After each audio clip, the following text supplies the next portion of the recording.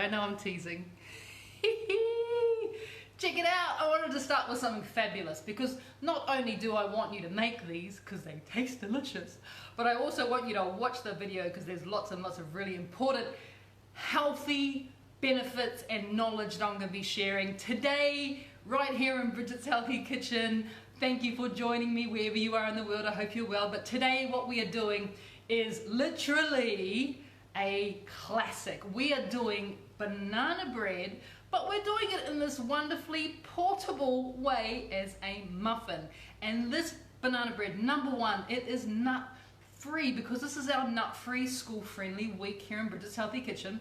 But this banana bread is also sugar free, which is really important, especially if this is going towards the school playgrounds with your kids, if you're making this for kids, even if you're making it for yourself. But it's also gluten free, it's dairy free, and it's grain free as well. But despite the fact that it's got all these frees, it's not flavor free because that would be stupid, wouldn't it? So it's packed full of flavor. And if you like banana bread, if you like banana cake, then like seriously, this class is for you. So because we're doing this class, of course, you know, we're going to be it's so quick as well and easy. This is a really easy recipe. It's really hard to screw up. It's that easy. So keep watching so you guys can get the recipe, but also I'm going to be giving you sort of a kid's version, so something that kids would find quite delicious and palatable. But then I'm going to give you options if you are making these for yourself and you want to add a few more grown-up flavors to it as well. So keep on watching for that. But in the meantime, let's get into it. I'm pulling up my sleeves. It's serious day today because banana bread making is very serious. No, it's not. Totally not serious at all. Let's have some fun. Okay, come on down to my bench. I'll put these somewhere else, shall I? I'll put these over here so you don't have to look at them. They're over there now. But that's the result, and it doesn't take long. So come down to my bench. Let's get going, guys. As I was saying, it's a really simple recipe. So of course, banana bread would not be banana bread without bananas. So in my little machine here, you can see, I have very ripe bananas. I have 3 bananas in total, quite decent sized ones. And what I like to do is I wait till I see bananas on special at the veggie shop. So they're beyond this stage, because people kind of want a banana that looks like this, right? Which is, you know, fine and dandy if you like to eat them quite firm. But we all know that the longer the banana sits here, it starts to get lovely and brown. And as the skin browns up, these sugars intensify and that banana gets sweeter. So the browner the bananas, the better. And what I like to do is buy a big load of them when I see them nice and cheap at the supermarket. And then we peel them, we put them into little plastic bags, and I have them constantly frozen in my freezer. So these were frozen about 2.5 minutes ago. So you take them out of the freezer, you can either leave them to defrost in your fridge overnight. If you're in a bit of a hurry like I was this morning, you can microwave them. Just put them into a bowl, glass bowl. 3 bananas took 2.5 minutes on high to go from frozen to that. And you can see all that wonderful juice. That's really going to work in our favor as well. So taking up your machine, you can do this by hand if you don't have one of these machines, but like I said, this is a really easy recipe. We just want to mash them. You can do this with a fork as well. Easy done. All right, you've made banana puree. Fabulous. First step. Next step, we're going to take some eggs. I am using 3 large eggs for this recipe, and by the way, this will make you between 8 to 9 muffins, depending on how much you stick in the muffin cases. But I generally get 8 to 9 out of this particular recipe. So 3 eggs go in there. It's really important that we have our eggs at room temperature. It's just going to help to make our mix that much easier to blend together and all come together nicely. Give it another whiz. See, simple like ha! Right, rest of the ingredients, once again, easy stuff. I'm going to be putting in a teaspoon of pure vanilla extract. I'm also going to be adding straight into my little blender. I'm going to put that on here because I'm going to be adding in 50 mils. I've got melted coconut oil in here. So we want to add in 50 grams of melted coconut oil goes into there. Melted but not hot, so allow it to melt and then let it cool down is really important. So 50 grams of that goes in. I'm also going to be adding in The sweetness today, which is our sweet as fibre syrup, is going in, and I'm going to be adding in 60 grams of our fibre syrup. 1, 2, 3, here we go, 60 grams of fibre syrup goes in there. And the last bit of liquid is just a little bit of apple cider vinegar. 1 teaspoon of apple cider vinegar goes in. That's going to, believe it or not just balance out the flavors, that's actually going to help our banana bread muffins to get a really good color on them as well. So again, over to your little machine.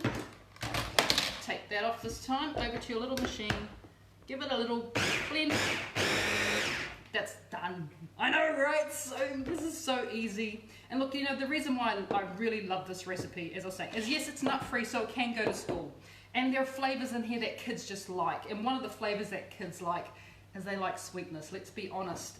Kids like things to be sweet. In fact, a child's palate is so designed to prefer sweetness as to prefer things that are savory or more bitter. Because that is part of how our bodies are designed. That in order for kids not to be poisoned, this is, I'm going back, like I'm talking about our ancestral bodies. In order for kids not to be poisoned, what we were actually getting was our palates are designed as young people to prefer sweetness over bitter, so we didn't get poisoned back in the days when we were hunters and gatherers. So it is completely natural, and it's biochemistry for kids to prefer sugar, or sweetness I should say. But unfortunately, and we all know this, right, there is so much sugar, added sugar in our diets these days that, you know, kids right from the time you're feeding them baby food that's, you know, that comes from a jar or a tin, that's got added sugar in it. So I'm not adding any sugar into this. This is really important, and it's one of the reasons why I wanted you guys to stay and to watch this video, because not putting sugar, especially when we're sending it to kids to the schoolyard, is going to be really important, that we try to minimize the effects that sugar has on their bodies, which is really negative. So I've got a question. Yes, Mahi?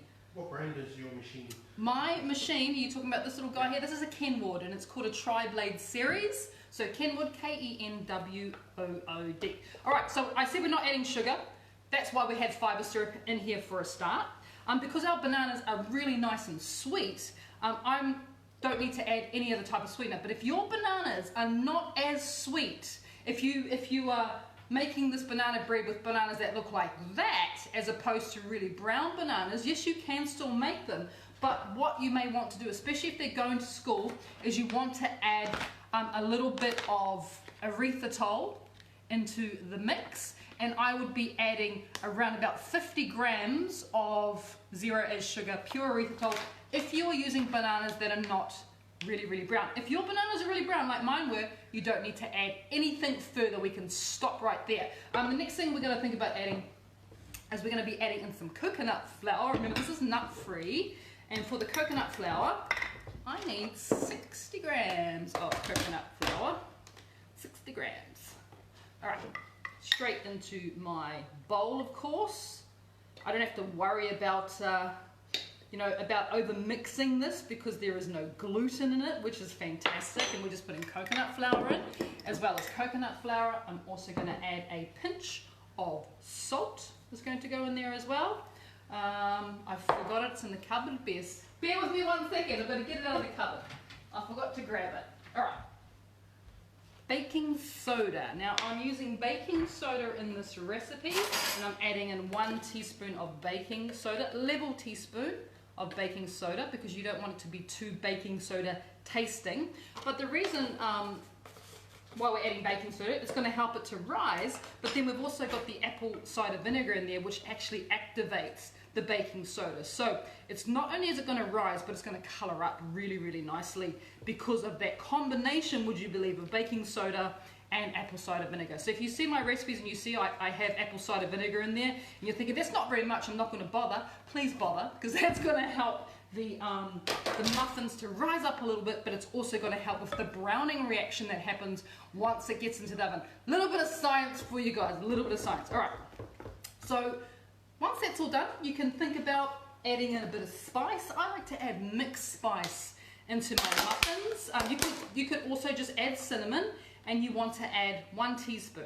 Now this, what we have just created here, is literally the base. This is the base of our banana bread muffins. You could quite happily pop them into, you know, one of these, into our muffin cases and be done with it and bake them in the oven. By the way, your oven's set at 170 degrees Celsius, which is 320 degrees Fahrenheit. You could stop there, but the fun begins when you start to add different things to it. So if you're making these for kids, you might want to think about adding in some sugar-free, I've got sugar-free, gluten-free, dairy-free chocolate chips, 30 grams, which is about an ounce, could go into there. You could add chocolate chips, absolutely.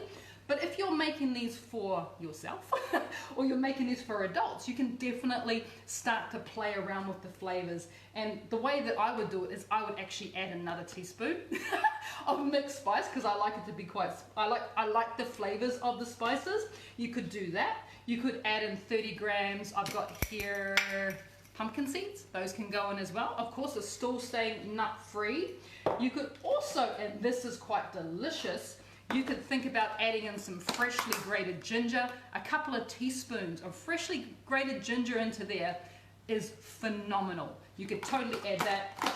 Or of course, the other thing that you could think about adding would be something like some berries. So you'd want to add about 30 grams or 1 ounce of berries into your mix as well. It's completely up to you.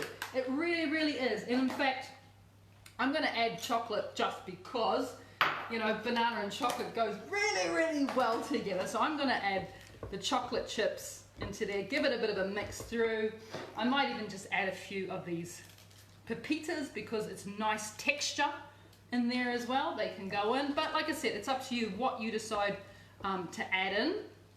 And then you take up your muffin case lined tin, and you want to add enough of the mixture to come about three quarters, don't waste a chocolate chip, come about 3/4 of the way up the case. So that's what you're after. So it's just sort of around about 2 tablespoons of the mixture will come up about 3/4 of the way. So as I was saying, this mixture will make for you, you know, sort of 8 to 9.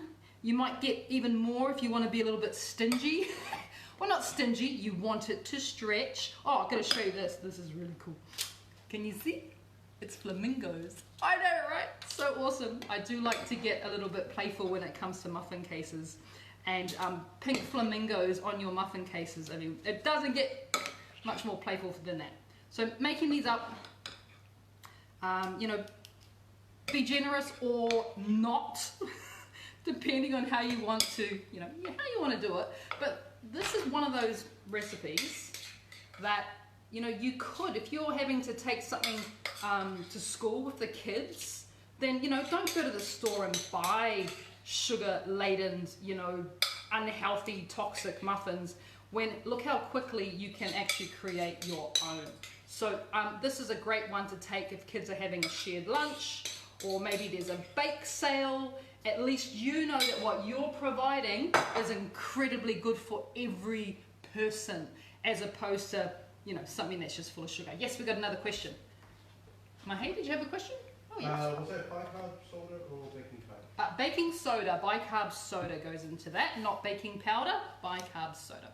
All right, so I'm now going to take that, you know, kind of generic banana, and I'm just going to use it to top my muffins with. I didn't do this with my last batch, but I thought as I was getting ready for today's class, I thought, wouldn't it be really, really nice if you just like cut some banana into coins and then did that, because you know it's going to bake into the muffin as it kind of rises up a little bit. So if you do have a non-squashed banana or a non-brown banana that you can get into some really, really nice little coin shapes, and not too thick, just thin. We don't want it to be too heavy on top of our muffin. Just use them to top your muffins before they go into the oven. So as I was saying, our oven is set on 170 degrees Celsius, which is 320 degrees Fahrenheit, and they are going to bake in your oven already looking gorgeous. They're going to bake in your oven for between 25 to 30 minutes. Like if you're, I shouldn't use the word stingy, but if you want to stretch them out, they may take like less, just under 25 minutes. If you've only made a few because you've made them quite larger, you might find you have to have them in the oven for a little bit longer than that. So 25 to 30 minutes they go into the oven. And of course you guys have already seen what the result of your efforts. The result of your efforts are pretty fabulous. Now I'm going to break one open because you need to see how moist this is. This is so good, and that's why I love this recipe, because it really does produce such a moist, tender crumb of your muffin. So let me just pull it back, and you can see that it's coloured up. That's the baking soda and the vinegar combination. That's why we've got that amazing colour on it as well. And it's sugar-free and it's nut-free. Oh, look at that. Look how easy it comes off. It's sugar-free and it's nut-free. And as I was saying, so good, it is super duper moist. Can you guys see? Can you see that? It is incredibly, incredibly moist. It smells like banana bread. We ate a number of these yesterday, myself and Mahei. We ate a number of them, and I was just eating them on their own, them, plural, which was delicious. And then I went, essentially, this is bread. And you know what goes really nice with bread? A little bit of grass-fed butter. Yes, and don't forget, butter is a good fat. Butter is good for us. And so I put just a smidgen of grass-fed butter onto my banana bread, and it went next level delicious. So yeah, it was pretty good. So we've got one more question, I believe. Yes, Mahei?